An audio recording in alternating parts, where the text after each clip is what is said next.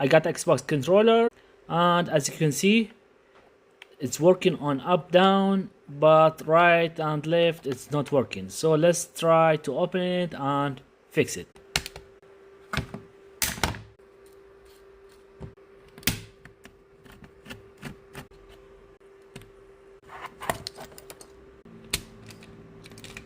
This one have issue, let's clean it.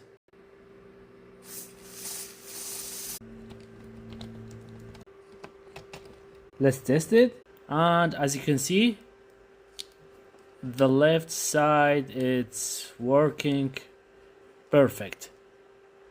Let's return everything back.